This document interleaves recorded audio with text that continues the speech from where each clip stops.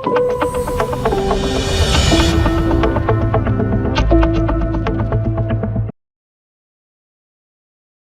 சூழ்நிலையில் என்னுடைய தனிப்பட்ட ஒரு கருத்து என்ன கேட்டிங்கன்னா, இன்வெஸ்டர்ஸ்க்கு உரிய நேரம் இல்லை. அப்படி நான் பண்ணணும் அப்படின்னு கேட்டிங்கன்னா, குறைவாக கொஞ்சம் கொஞ்சமாக பகுதியாக வாங்கலாம்.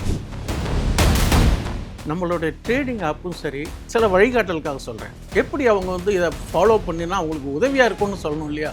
சும்மா அதை செய்யாதீங்க, இதை செய்யாதீங்க, இப்படி பண்ணாதீங்கன்னு சொல்கிறத விட எப்படி செஞ்சால் நல்லா இருக்குங்கிறதுக்கு எனக்கு தெரிஞ்ச சில அனுபவத்தில் நான் சொல்கிறேன். காலையில் 9:15 மார்க்கெட் ஓப்பன் ஆகும். 9:15 ஓடி போய் பிடிச்சி வாங்கக்கூடாது. நியூ கமர்ஸ் கொஞ்சம் வெயிட் பண்ணணும். அது ஒரு ஆசுவாசப்படுத்தி ஒரு கன்சல்டேட் ஆகணும். அப்போ 9:20 9:25 நல்ல ஒரு என்ட்ரி டைம் கிடைக்கும். நிறையா பேர் என்ட்ரி பண்ணுறது கரெக்டான என்ட்ரிக்கு பண்ணினால் நமக்கு அந்த 1% to 1.5% நமக்கு கண்டிப்பாக இந்த சந்தை கொடுக்கும். நீங்கள் திறமையானவர்களாக இருந்தால் இன்ட்ராடேக்குள்ள பொசிஷன் வந்து கவர் பண்ண முடியும். லாபமோ நஷ்டமோ இருந்தால் மட்டும் இந்த எம்டிஎஃப், இந்த கொலாட்ரல், இந்த மாதிரி சில சலுகைகள்லாம் நமக்கு அந்த புரோக்கரேஜஸ் கொடுக்குறாங்க. சலுகைன்னா நமக்கு சும்மா கொடுக்க போகிறதில்ல, அதுக்கு உண்டான வட்டி வாங்கிட்டு தான் தராங்க.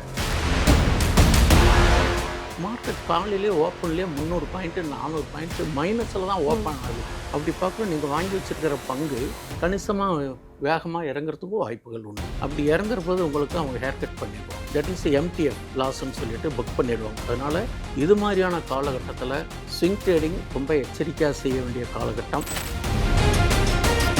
வெறும் படிச்சுட்டா மட்டும் இந்த மார்க்கெட்டில் ஜெயிச்சிடும். டெக்னிக்கல்ஸ் அண்ட் ட்ரிக்ஸ் தெரியணும். கண்டிப்பாக ட்ரிக்ஸ் அண்ட் டெக்னிக்ஸ் தெரிஞ்சால் இந்த மாதிரியான காலகட்டத்தில் ஓரளவுக்கு. ஆதன் பிஸ்னஸ் நேயர்களுக்கு வணக்கம். இன்னைக்கு நம்ம கூட ஃபினான்ஷியல் பிளானர் கோவை விஸ்வநாதன் அவர்கள் தான் ஜாயின் பண்ணியிருக்காங்க. வாங்க பேசலாம். வணக்கம் சார். நெறியாளருக்கு வணக்கம், நேயர்களுக்கு வணக்கம். எப்படி சார் இருக்கீங்க? நல்லா இருக்கம்மா. சந்தை தான் போக்கு ரொம்ப சிரமமான சூழ்நிலையாக இருக்குது. சொல்லுங்கள். இந்த சமயம் நீங்கள் சொன்ன மாதிரி வார் கண்டிஷன்லாம் போயிட்டுருக்கு. ஆனால் எப்படியாவது ரீட்டைல் ட்ரேடர்ஸ் வந்து நான் ட்ரேட் பண்ணி பணம் சம்பாதிப்பேன் என்ன தான் நம்ம சொன்னாலும் ஃபண்டமெண்டல் டெக்னிக்கெல்லாம் பார்க்காம இன்னுமே ட்ரேடிங்கில் வந்து பணம் லாஸ் பண்ணிக்கிட்டு தான் இருக்காங்க. உங்களுக்கு 20 வருஷம் எக்ஸ்பீரியன்ஸ் ஸ்டாக் மார்க்கெட்டில் இருக்குது. ஸோ நீங்கள் ட்ரேடர்ஸ்க்கு ஏதாவது அட்வைஸ் சொல்லுவீங்கன்னா எந்த அட்வைஸ் சொல்லுவீங்க இந்த சமயத்தில்? இந்த மாதிரியான காலகட்டத்தில் ஒரு கிரிட்டிக்கலான சுச்சுவேஷன்ஸ் நம்ம எதையுமே ஒரு ப்ரெடிக்ஷனே பண்ண முடியாது. பொதுவாகவே பங்குச்சந்தைனாலே ப்ரெடிக்ஷன் அடிப்படையில் இயங்கக்கூடியதான். காற்றுல காசு பண்ணுறதுன்னு சொல்லுவாங்க இல்லையா, அது மாதிரியான ஒரு சிரமமான வேலை தான். இந்த மாதிரியான சூழ்நிலையில் எதுவுமே தெரியாமல் வந்துட்டு இதில் பணத்தை இழக்கிறதுங்கிறது கொஞ்சம் வருத்தப்பட வேண்டிய சமாச்சாரம். இதில் நீங்கள் டெக்னிக்கல் தெரிஞ்சிருக்கணும். ட்ரேடராக இருந்தால் கம்பல்சரியாக டெக்னிக்கல் தெரியணும். ஃபண்டமெண்டல் தெரிஞ்சிருந்தால் நீங்கள் இன்வெஸ்ட்மெண்ட்டுக்கு போகலாம். அப்போது நீங்கள் உங்களுடைய ஃபினான்ஷியல் அட்வைஸரையும் கேட்டுட்டு நீங்கள் எந்த ஸ்டாக்ஸையும் முடிவு பண்ணுறது நல்லது. இப்போ நான் இந்த பதிவில் வந்து சில ஸ்டாக்குகள் சொல்ல வேண்டிய ஒரு சூழ்நிலை வந்தால் இது பரிந்துரை இல்லை. ஏன்னா because I am not SEBI registered adviser or analyst. ஒரு விழிப்புணர்வுக்காக சில கருத்துக்கள் சொல்கிறோம். இதை தொடர்ந்து முடியும் வரையில் தொடர்ந்து பார்த்தீங்கன்னாக்கா உங்களுக்கு பயனுள்ள சில டிப்ஸுகள் வழிகாட்டலுக்கும் விழிப்புணர்வுக்காகவும் சொல்கிறோம். இப்போ இது மாதிரி சிறு முதலீட்டாளர்கள் எடுத்தோடனே வர்றது ஒரு டிமேட் அக்கௌண்ட் ஓப்பன் பண்ணுறது. திடீர்னு யாரோ சொல்கிறாங்க அவங்க சம்பாதிச்சாங்க இவங்க சம்பாதிச்சாங்க நம்மளால் முடியாதான்னு சொல்லிட்டு ஒரு கிரிப்பில் வந்து இதில் வந்துடுறோம். அப்படி வரும்போது பார்த்தீங்கன்னாக்கா நமக்கு நஷ்டத்தை தான் சந்திக்கிறோம். ஆரம்பத்தில் இந்த பங்குச்சந்தை என்ன பண்ணணும்னு கேட்டிங்கன்னா உள்ளே வந்தோடனே உங்களுக்கு கொடுக்குற மாதிரி கொடுத்துட்டு திருப்பி நீங்கள் அதில் ரொம்ப அக்ரெசிவாக இறங்கினோன்னா ஆச்சு உங்களெல்லாம் கொடுத்ததெல்லாம் திருப்பி வாங்கிக்கும். என்னுடைய எக்ஸ்பீரியன்ஸும் என்னுடைய ஃபாலோவர்ஸும் நிறையா அது மாதிரி அனுபவப்பட்டிருக்காங்கன்னு சொல்லுது. அதேமாதிரி இந்த பங்குச்சந்தையை பொறுத்தவரையிலையும் என்ன கேட்டிங்கனாக்கா இது ட்ரெண்ட் இஸ் அவர் ஃப்ரெண்டு. ட்ரெண்டுக்கு தகுந்த மாதிரி போகணும். இப்போ ட்ரெண்ட் என்ன? இப்போ குளோபல் ஈவெண்ட்ஸ். இந்த குளோபல் ஈவெண்ட்ஸ் இருக்கவங்களே ரொம்ப நிதானமாக இருக்கணும். இன்வெஸ்டராக இருக்கட்டும், ஸ்விங் ட்ரேடராக இருக்கட்டும், சற்று தள்ளி நிற்பது இது ஆரோக்கியமான காலகட்டம். திறமையான இன்ட்ராடே இருக்கிறவங்க நல்லா கற்று தெரிஞ்சவர்கள், நான் இன்ட்ராடேவில் ஜீனியஸ், நான் இதை வந்து என்னால் அதோடைய சேஃப்டி பண்ண தெரியும் அப்படிங்கிறவங்க இன்ட்ராடே கேன் ஆப்ரேட். இந்த சூழ்நிலையில் என்னுடைய தனிப்பட்ட ஒரு கருத்து என்ன கேட்டிங்கன்னா, இன்வெஸ்டர்ஸ்க்கு உரிய நேரம் இல்லை. அப்படி நான் பண்ணணும் அப்படின்னு கேட்டிங்கன்னா குறைவாக கொஞ்சம் கொஞ்சமாக பகுதியாக வாங்கலாம். இன்வெஸ்டர்ஸ் ட்ரேடராக இருந்தால், இன்ட்ராடே ட்ரேடராக இருந்தால் ஸ்டாப் லாஸ் வச்சுக்கணும். ரெண்டாவதுமா இந்த இதில் பார்த்தீங்கன்னாக்கா நம்மளுடைய ட்ரேடிங் ஆப்பும் சரி, சில வழிகாட்டலுக்காக சொல்கிறேன். எப்படி அவங்க வந்து இதை ஃபாலோ பண்ணினா அவங்களுக்கு உதவியாக இருக்கும்னு சொல்லணும் இல்லையா? சும்மா அதை செய்யாதீங்க, இதை செய்யாதீங்க, இப்படி பண்ணாதீங்கன்னு சொல்கிறத விட எப்படி செஞ்சால் நல்லா இருக்குங்கிறதுக்கு எனக்கு தெரிஞ்ச சில அனுபவத்தில் நான் சொல்கிறேன். இப்போது நம்ம என்எஸ்சி வெப்சைட் காலையில் 9:15 மார்க்கெட் ஓப்பன் ஆகுது. 9:15 ஓடி போய் பிடிச்சி வாங்கக்கூடாது. நியூ கமர்ஸ் கொஞ்சம் வெயிட் பண்ணணும். அது ஒரு ஆசுவாசப்படுத்தி ஒரு கன்சாலிடேட் ஆகணும். அப்போ 9:20 9:25க்கு நல்ல ஒரு என்ட்ரி டைம் கிடைக்கும். நிறைய பேர் என்ட்ரி பண்றது கரெக்டான என்ட்ரிக்கு பண்ணினால், நமக்கு அந்த 1% to 1.5% நமக்கு கண்டிப்பாக இந்த சந்தை கொடுக்கும். ஆனால் ரைட் என்ட்ரியா இருக்கணும். சரி சார், ரைட் என்ட்ரினா எங்க போறது? எத்தனை மணிக்கு பார்க்கறது? நான் எந்த ஸ்டாக் எடுத்தாலும் அது இறங்கிடுது. நான் வித்தக்கப்புறம் அது ஏறுது. இந்த ஒரு கொஸ்டின்ஸும் இயல்பா வரும். நாம என்னதான் ஸ்ட்ராட்டஜி பண்ணாலும், என்னதான் அப்ளை பண்ணி முயற்சி பண்ணாலும், ட்ரெண்ட் எப்படி இருக்கோ, ஒரு நிமிஷத்துல இந்த மார்க்கெட்டுடைய ட்ரெண்ட ஒரு செய்தி மாத்திடும். நான் அடிக்கடி சொல்லுவேன், candle green candle, red candle. அது இல்லாம நமக்கு தெரியாத ஒரு கேண்டில் இருக்கு. எங்கள மாரி நண்பர்களுக்கு தெரியும்.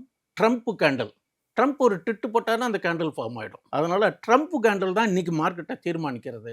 அவர் என்ன ட்வீட் போடுறாரோ அதுக்கு தகுந்த மாரி. ட்வீட் போடலன்னா மார்க்கெட் சந்தோஷமா இருக்கும். இது மாதிரியான செய்திகள் ஓடிட்டு இருக்கிற போது, நம்ம அந்த ப்ரீவியஸ் டே லோவ நோட் பண்ணி வச்சுக்கணும். இந்த ஈஓடிய நோட் பண்ணி வச்சுக்கணும். இது ஒரு பாதுகாப்பா வர்த்தகம் செய்யறதுக்கு எனக்கு தெரிஞ்ச வழி. அதே மாரி என்எஸ்சி வெப்சைட்டுக்கு போங்கோ. கெய்னர் சைடுல இருக்கிறத பாருங்கோ. லூசர் சைடுல இருக்கிறத பாருங்கோ. If you are intraday trader, kindly select the stock in gainer side. NSE Nifty 50 அல்லது நிஃப்டி மிட் ம். கேப்ல இன்னும் டீப்பா சொல்லப்போனா பயனுள்ளதா இருக்கட்டும். முதல்ல ஒரு 5 ஸ்டாக் பார்த்துக்கோங்க. இந்த 5 ஸ்டாக்ல எது நல்ல வால்யூமோட ட்ரேடிங் ஆகுது. இந்த வால்யூமோட ட்ரேடிங் ஆனோனே, அப்போ வந்து 9:15க்கு ஓப்பன் ஆகும்போது 9:20க்குள்ள 2 கேண்டில் ஃபார்ம் ஆயிடும். அப்போ 3வது கேண்டில் 9:25 9:30க்குங்கிற 3வது கேண்டில் ம். ஆகும்போது உங்களுக்கு என்ட்ரிக்கு சௌரியமா இருக்கும். அப்போ ஒரு கன்சல்டேஷன் ஆகி அதனுடைய மூவ்மெண்ட் கரெக்டா ரிவர்சல் அல்லது ரீட்ரேஸ்மென்ட் ஏதோ ஒண்ணு தெரியும். அப்போ அந்த கெய்னர் சைடுல போய் இருக்கிறது உங்களுக்கு ஓரளவுக்கு வாங்கி விற்கிறதுக்கு யூஸ்ஃபுல்லா இருக்கும். சரி. அதே டயத்தில் லூசர்ஸ் எப்போ பார்க்கணும்னா, நீங்க ஒரு ஸ்விங் ட்ரேடிங் பண்ணணும். நல்ல பாட்டம் ஃபிஷ் பிடிக்கணும்னா, அந்த அன்னைக்கு நல்லா சரிஞ்சு இருக்கும். ஒரு 8% 10% either news or technical or hmm. Supply ஏதோ ஒரு ரீசன்ல இறங்கியிருக்கும். டெய்லி இன்னைக்கு ஏறுற ஸ்டாக் நாளைக்கே ஏறணும்னு அவசியம் கிடையாது. அதே மாரி இன்னைக்கு இறங்கியிருக்க ஸ்டாக் அப்படியே இறங்கிட்டே இருக்கணும்னு சொல்ல முடியாது. அது மாரி நல்ல பாட்டம் ஃபிஷ் பிடிக்கணும்னா, ஒரு மதியானம் 2:30 மணிக்கு மேல லூசர் சைடு இருக்கு பார்த்தீங்களா? அதில யாரு ஹையஸ்ட் பெர்சன்டேஜ் நிஃப்டி ஃபிஃப்டில ஹையஸ்ட் பெர்சன்டேஜஸ் அத போய் செலக்ட் பண்ணுவோம். அத செலக்ட் பண்ணி ஒரு பகுதியா வாங்குவோம். நெறையாவும் வாங்காதீங்க. ஒரு லிமிட் வச்சுக்கோங்க. சப்போஸ் உங்ககிட்ட 1,00,000 இருந்ததுனாக்கா ஒரு 30,000 40,000க்கு வாங்குங்க. அப்ப இன்னைக்கு வாங்கினா மறுநாள் உங்களுக்கு விக்க முடியாது. ஆன் 3 டேக்கு மேல தான் நீங்க விக்க முடியும். அப்படி விற்கிறபோது அது கொஞ்சம் பாட்டம் ஃபிஷ்லயே பிடிச்சிருக்கனால மறுபடியும் கொஞ்சம் இறங்கவும் செய்யலாம். நம்ம வாங்கின விலையிலேருந்து ஏறும்னு ம். சொல்ல முடியாது. இறங்கும். இறங்கிட்டு திரும்பி இந்த லெவல்லாம் பார்த்தீங்கன்னாக்கா, அந்த இண்டிகேட்டர்லாம் லெவல் காமிக்கும். அப்ப திருப்பி மேல ஏறுறபோது, உங்களுக்கு அந்த 7% to 8% ஒரு ஸ்விங் ட்ரேடிங்ல லாபத்துக்கான வாய்ப்புகள் இருக்கு. இது மேக்ஸிமம் 3 நாள்ல இருந்து 30 நாள் வரலையும் ஸ்விங் ட்ரேடிங்க்கு எடுத்துக்கலாம். ஓகே. இந்த சந்தை கொடுக்குற வாய்ப்ப நம்ம பயன்படுத்திக்கணும். ஆனால் அது ஃபண்டமெண்டலி ஓரியன்டட் ஸ்டாக்ஸா இருக்கணும். பென்னி ஸ்டாக்ஸு, ஸ்மால் கேப்புக்கெல்லாம் போகக்கூடாது. Stock should be decided on fundamentally oriented. Intraday பண்ணணும்னா, இன்னைக்கு கம்பல்சரியா இன்ட்ராடே பண்ணணும்னு ரூல்ஸ் கிடையாது. எப்போ என்ட்ரி கிடைக்கிறது, ஓவர் நைட் பொசிஷன் வச்சுக்க கூடாதுன்னு சொல்றதுக்கு பேரு தான் இன்ட்ராடே. இதுதான் வந்து ஒரு ட்ரேடிங் மெத்தடாலஜி. இப்போ நெறைய இன்வெஸ்டர்ஸ் வந்து இந்த அண்டர் ஹேண்ட் டீலிங்ஸ், அதுக்கப்புறம் ஸ்னீக்கி ட்ரேடிங்ஸ் இதுல எல்லாமே வந்து மாட்டிக்கிறாங்க ஸ்டாக் மார்க்கெட்ல. ஸோ அவங்க இதுலேருந்து அலர்ட்டா இருக்கணும்னா எந்த மாரி அட்வைசர் சொல்லுவீங்க? பொதுவாவே ரூமர்ஸ நம்ம வெயிட் பண்ணக்கூடாது. இப்போ ஒரு விஷயம் சொல்றேன் பாருங்களேன். ஒரு வங்கி, முன்னணி நிறுவனமான வங்கி. அவங்க என்ன நான் இத தமிழ்ல சொல்லணும்னா, ஸ்டாக் மார்க்கெட் தில்லாலங்கடின்னு சொல்லுவோம் இது. மிகைப்படுத்தப்பட்ட செய்திகள் அடிப்படையில மிகைப்படுத்தப்பட்ட இயக்கம் ஆகும். திரும்பி அப்படியே இறங்கிடும். அப்ப இறங்குற போது என்ன கேட்டீங்கன்னாக்கா, நம்ம வாங்கின விட இறங்கிருதுன்ட்டு நம்ம பயப்பட வேண்டிய சூழ்நிலை வரும். லாஸ் வரும். அப்போ இந்த செய்தியின் அடிப்படையில எந்த ஸ்டாக்ஸ் மேல ஏறுறது, அத நம்ம வந்து அவசரப்பட்டு போய் ஓடி பிடிச்சு வாங்கக்கூடாது. 2வது, இப்போ ஒரு வங்கி இருக்கு. அவங்க புதுசா ஒரு நிறுவனத்த வாங்க போறாங்கன்னு ஒரு நியூஸ் தான் ம். வரும். அவங்க பேச்சுவார்த்தை தான் நடந்துட்டு இருக்கும். உடனே இந்த ஸ்டாக்ஸ் எல்லாம் திடு திடுன்னு மேலே ஏறும். அப்புறம் 4 நாள் கழிச்சு பார்த்தீங்கன்னாக்கா, இல்ல அது மாரியான எண்ணங்கள் இப்ப எங்களுக்கு இல்ல அப்படின்னு சொன்னோனே, ம். இறங்கி கீழ வரும். இப்ப கடந்த காலத்திலேயே பாருங்களேன், ஒரு 15, 20 நாளுக்கு முன்னாடி பார்த்தா, இந்த ஆக்சிஸ் பேங்க்ன்னு ஒரு ஸ்டாக் நல்ல நிறுவனம். என்எஸ்சி 50ல இருக்கிறதாம். அது ஒரு நிறுவனத்த வாங்குற மாரி பேச்சு அடிபட்டது. ஒரு ரூமர்ஸ் அடிப்படையில நல்லா ஏறுது. 1415, 1420 வரையும் போயிட்டு. இப்ப ஏன் இறங்கியிருக்குன்னா, அந்த ஆக்சிஸ் பேங்க் லாஸ்ன்னு அர்த்தம் கிடையாது. அந்த செய்தியின் அடிப்படையில ம். ஏறித்து. அது இல்லன்னு சொன்னோனே இறங்கிருது. இந்த மாரி ஒவ்வொன்னும் நியூஸ் பேசிஸ்ல ஏறும்போது தான் இந்த மார்க்கெட்ல சில இன்சைடு ட்ரேடிங்ஸ் இந்த மாரியான இன்சைடு நியூஸஸ் இதெல்லாம் நம்ம நம்பக்கூடாது. Technical never fails. News based ஸ்டாக்ஸ போய் நம்ம வாங்கக்கூடாது. இன்னைக்கு ஏறும். நாம போய் வாங்கினக்கப்புறம் அது ஃபால்ஸ் நியூஸ் அப்படின்னு சொன்னக்கப்புறம் இறங்கி ஒரு சப்ளை கிரியேட் ஆகும்போது கீழே இறங்கிடும். அப்போ ஒரிஜினல் பிளேஸ்க்கு வரும். அதனால இந்த மாதிரி ஸ்டாக்ஸ் எல்லாம் நம்ம போய் கன்சிடர் பண்ணக்கூடாது. அதே மாதிரி சில டயத்தில் மார்க்கெட்டில் மேனிப்புலேஷன் சொல்லுவோம். அது எப்போவாது நடக்கும். சில பெரிய குழுக்கள் அல்லது ஆப்ரேஷன் ஒரு பங்கை வந்து அப்படியே லம்சமாக உயர்த்திட்டு பின்ன திடீர்னு வீழ்ச்சியை கொடுப்பாங்க. நம்மளால ப்ரெடிக்ட் பண்ண முடியாது. அதிக வேலிடிட்டி இருக்கிற பங்காக இருக்கும் அந்த மாதிரி. அப்போ அது மாதிரி பார்த்தீங்கன்னா ஒரு பங்கு 5 to 10 நிமிஷத்தில் ஏறிட்டு அதே வேகத்தில் திருப்பி இறங்கிடும். அதே மாதிரி சடன் நியூஸ் அண்ட் ரூமர்ஸு இதை வந்து ஏற்றி இறக்கிறதுக்கும் வாய்ப்புகளும் உண்டு. அப்போ இந்த மாதிரியான ஒரு சிக்கலில் போய் மாட்டிக்காமல் இருக்கணும்னா நம்ம என்ன செய்யணும்? ஒரு ஸ்டாக்ஸை பார்த்தா அது உண்மையாகவே ஜென்யூனாக வால்யூம் ட்ரேடிங் ஆயிருக்கா, அந்த வால்யூம் ட்ரேடிங் ஆயிருக்கா, அந்த மாதிரி பம்ப் அண்ட் டம்ப் ஆஸ்பெக்டில் இருக்கக்கூடாது. அதில் ஆப்ரேட்டர்ஸ் இது மாதிரி பண்ணுறதுக்கான வாய்ப்புகளும் உண்டு. அதே மாதிரி இன்ட்ராடே பண்ணணும் அப்படின்னு நினச்சிட்டிங்கன்னா நீங்கள் திறமையானவர்களாக இருந்தால் இன்ட்ராடேக்குள்ள பொசிஷன் வந்து கவர் பண்ண முடியும். லாபமோ நஷ்டமோ இருந்தால் மட்டும் இந்த எம்டிஎஃப், இந்த கொலாட்ரல், இந்த மாதிரி சில சலுகைகள்லாம் நமக்கு அந்த புரோக்கரேஜஸ் கொடுக்குறாங்க. சலுகைன்னா நமக்கு சும்மா கொடுக்க போகிறதில்ல, அதுக்கு உண்டான வட்டி வாங்கிட்டு தான் தராங்க.